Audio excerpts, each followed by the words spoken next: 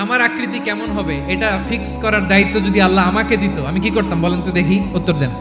সুন্দর করে নিজেকে সুশোভিত করে, শুভ্র, ফর্সা, ড্যাশিং, ফ্যাসিনেটিং, স্মার্ট করে নিজেকে তৈরি করতাম, ঠিক কিনা? তো এটা আল্লাহ তাআলা দেন নাই, এটা পরীক্ষা হিসেবে রেখে দিয়েছেন। আল্লাহ কাউকে ফর্সা বানিয়েছেন, এটা তার জন্য পরীক্ষা। কাউকে আল্লাহ শ্যামবর্ণের বানিয়েছেন, এটা তার জন্য পরীক্ষা।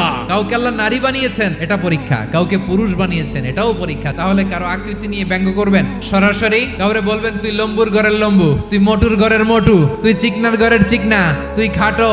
লাকাদ কুলতি কালিমাতান লাউ মুজিজাত বিমাইল বাহরি লামাজাজাতহু। তুমি এমন একটা কথা মুখ দিয়ে উচ্চারণ করেছো, এই শব্দগুলো যদি সাগরের পানিতে ছেড়ে দেয়া হয়, এই কথার তিক্ততার, পঙ্কিলতার কারণে নীল সাগরের পানি মুহূর্তেই কালো হয়ে যাবে। কারো আকৃতি নিয়ে বাজে মন্তব্য করবেন, কখনো তার চেহারা নিয়ে, আকৃতি নিয়ে কটু কথা বলতে পারবেন, কশিন কালেও যেন আমরা না করি প্রিয় ভাইরা, ঠিক কিনা?